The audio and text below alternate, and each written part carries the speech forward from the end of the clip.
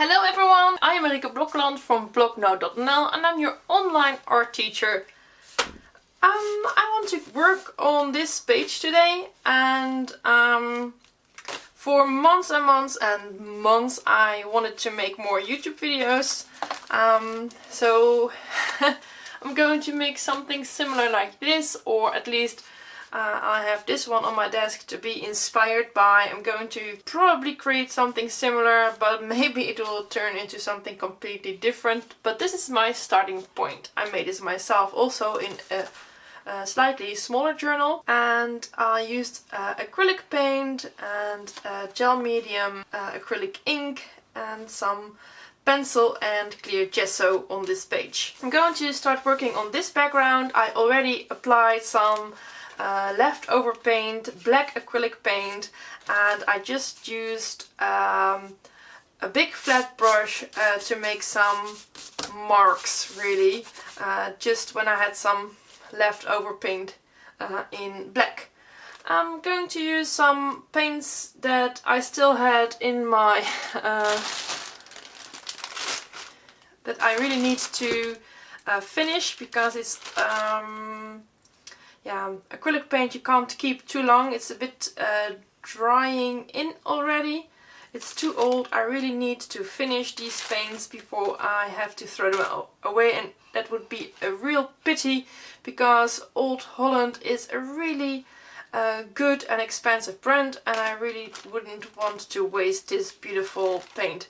This paint is not really suitable for art journaling. It's more for painting on canvas. I would not recommend these for your journals, but I still had them. They stay wet for a pretty long time, and they tend to be pretty sticky in your art journal. But I cover it with gel medium, and then I layer over it with colored pencils, so then the pages don't really stick too much anymore, but I wouldn't recommend it for art journaling per se.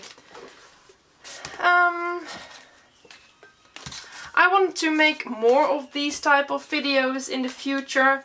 For some reason I always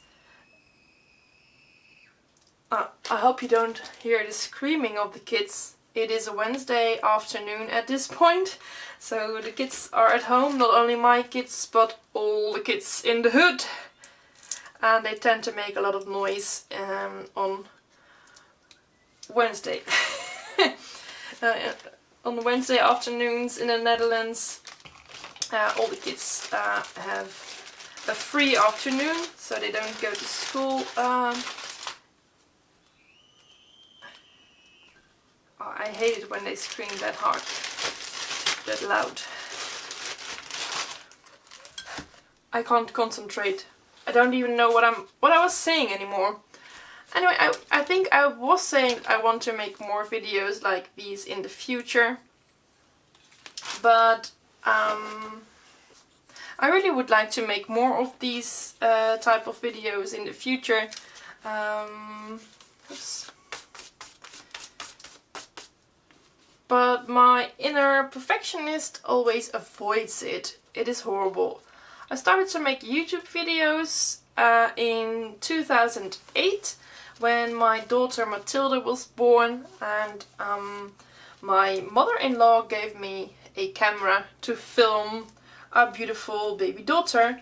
But as you can imagine, babies don't really do a lot.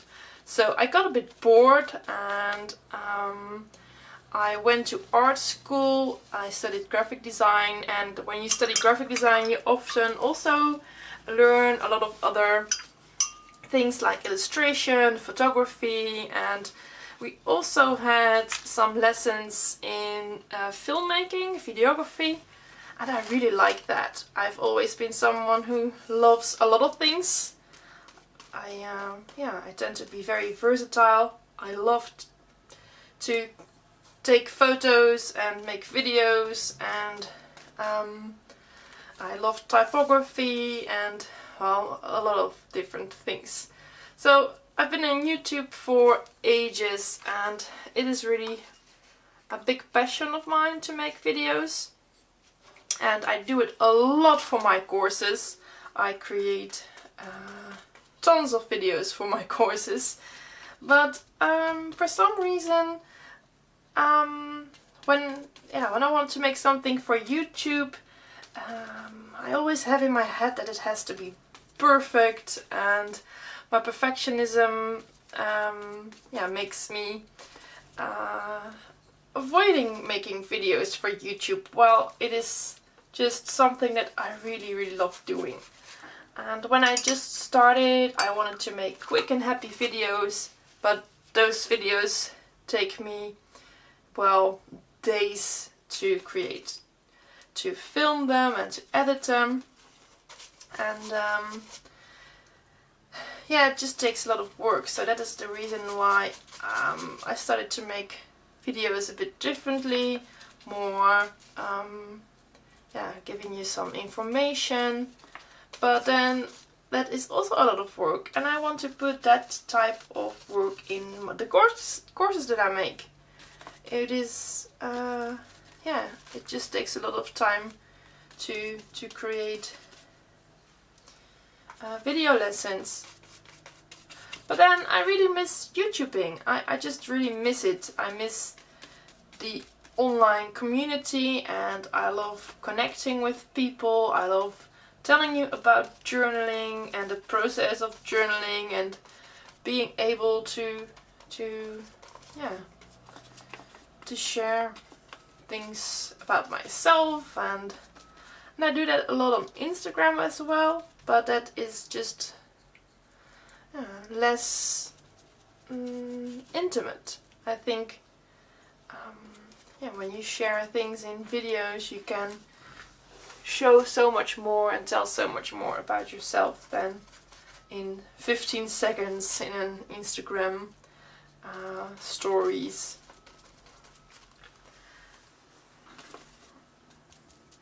For some reason I always have the idea that I have to have a really good thought behind everything I do, behind all my videos. But I decided that I really must be less perfectionistic, and just create more videos like this, where I just play and talk and have fun. And I hope that I can be contagious in my art journaling, and that it inspired you to play more as well. So I covered the page with blotches of white, gold and blue acrylic paint. I used a very old brush. It's nothing special. I just applied the paint on the page, on the dark background, and now I am allowing this to dry. I prefer to allow it to dry by air, because acrylic paint gets a bit sticky when you dry it with a heat tool. And I often see people drying it with a heat tool. I have one here because I use it too. But then once it's dry, they close the book, and that is exactly one of the reasons why acrylic paint gets sticky, because then it's not fully dry yet. So you can dry it with a heat tool in between layers, but then when it's dry, you actually should start working on it again, or allow the page to dry by air even when it feels dry after drying it with a heat tool, so that the pages don't stick to each other. So now I am drying it with a heat tool because I want to work a little bit more on this page, and for this video. Normally when I art journal for myself, I would probably take another journal and allow this to dry by air, and then come back to this later.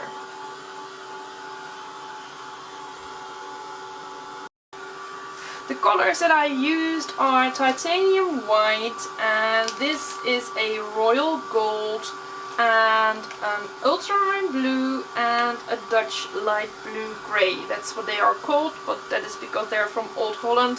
But then again, I don't recommend this brand for art journaling. It's, I think, too expensive for art journaling. But I would have to throw them away when I don't use them, so that's why I use them. It's a really good brand for on canvas boards or stretched canvas. So if you're interested in mixed media and you want to make a pretty stretched canvas, then it might be interesting for you. I love to make small blotches, like this for example. Here you see these tiny blotches, and I do that with a toothbrush.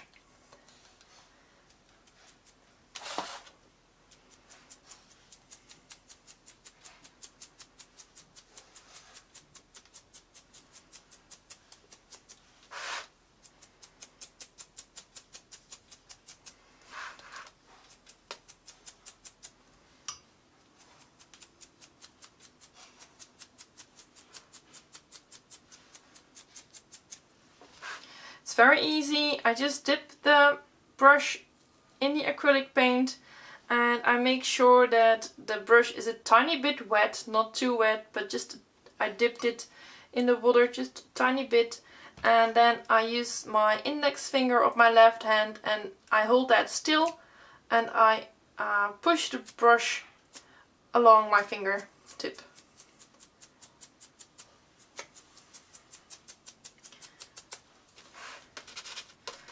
I just love to do that. I love the effect of those tiny drips and stripes that gives.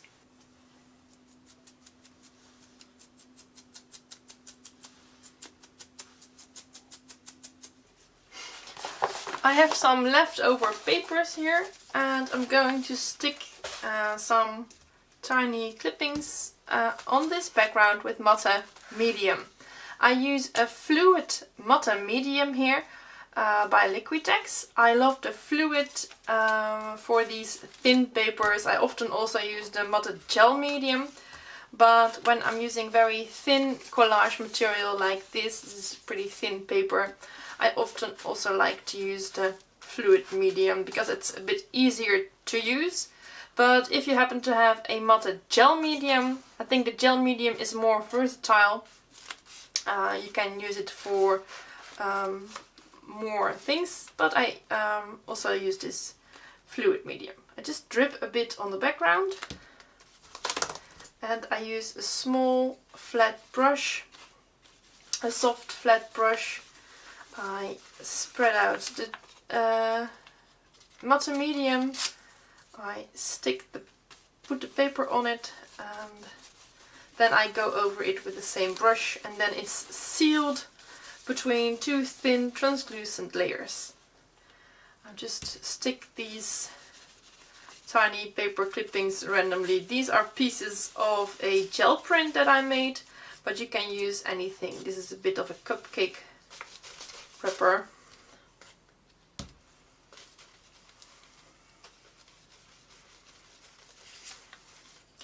And this is a bit from a Russian book. It's a book about Russian crafts, so I don't speak nor read Russian, but I know that it's about crafts, so it's they're not weird texts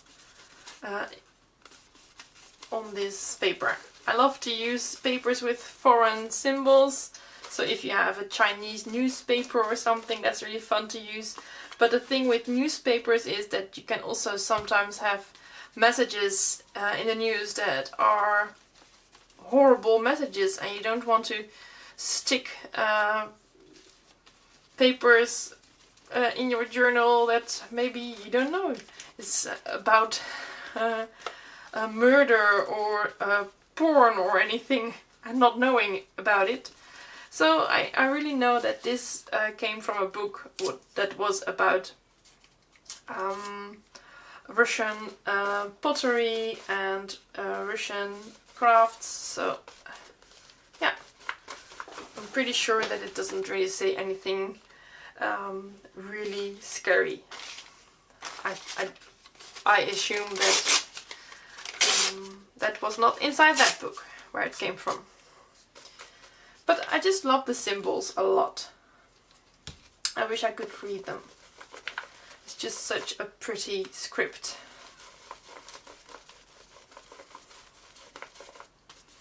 As you can see, I put them really randomly on the page, and it's just to add a bit of texture to this background.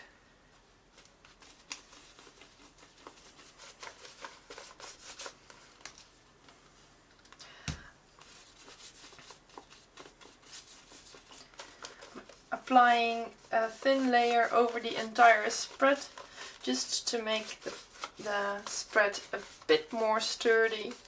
The more layers the spread gets, the less it will wrinkle.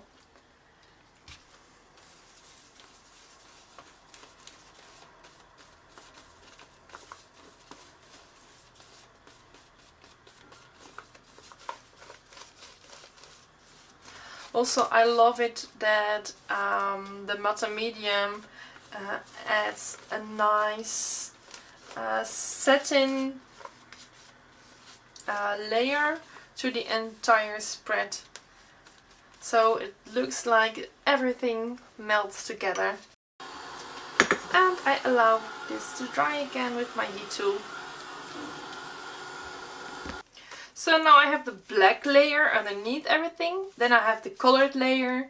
Now I have a third layer with some paper clippings and a layer of matte medium. And now I'm going to repeat the process. I'm going to add another layer of colored blotches, but then slightly smaller than the previous one. So I'm going to add little details. I also want to do some writing, and sometimes I add tiny words, sometimes I add big words, but I often also add illegible scribbling. This, for example, here is a bit in between. It is legible, but not too much. I call this type of lettering raw lettering. I love it when the letters are not neat, but really express something of myself there. And I often use an acrylic ink for that, and a liner brush that I use very roughly, and I will show you that in a minute as well.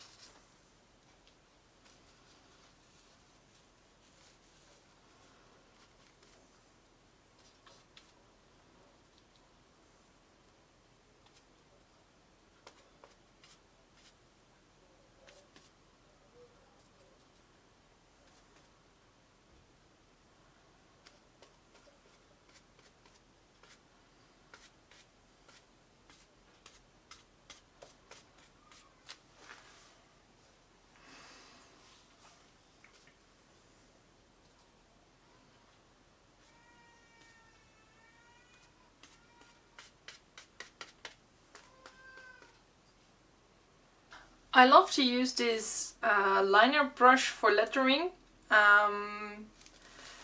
It is actually not meant for it, but I love the raw letters that it gives, and I often use this black acrylic ink by Amsterdam Talents for it.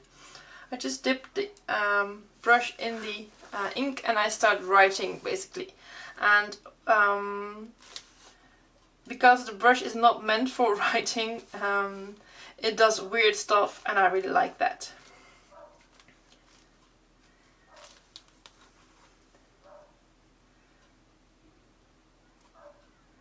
This is what I mean. I wanted to write an A, but the brush doesn't follow the motion, so you get strange shapes and raw blotches.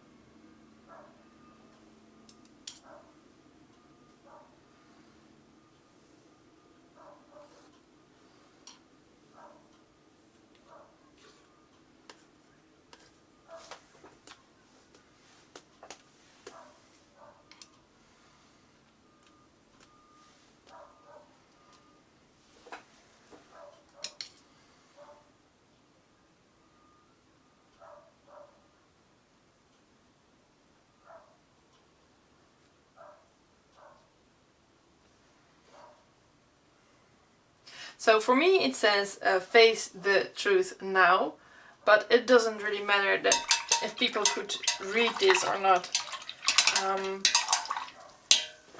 This is just something for myself, like a note to self. Often I use parts of lyrics that I hear. Often I am art journaling with very loud rock music. I'm a rock chick and I love to express myself deeply while listening to music that really moves me, that really opens up something. And for me that is often rock music, hard rock. I like a lot of different bands, but the music really helps me to be more open to my feelings. And then I would often hear a part of a lyric that is really drawing my attention, and then I use just part of a phrase or a sentence or even just one word and use that in the art journal page. That's really a natural process. I don't really think about that. So I'm going to leave this to dry, and then I think I'm going to add some tiny little details with some pen and stickers, and then I consider this page done. Sometimes I add dolls or more illustrative elements, but I want to keep this spread a little bit more abstract.